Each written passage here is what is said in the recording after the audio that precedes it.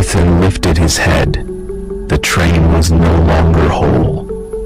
The seats, the walls, the lights, all of it had rotted away, leaving only fragments. Rusted beams jutted upward like broken ribs, and shattered glass drifted in the black air around him like snow. He knelt on twisted metal, his hands slick with blood.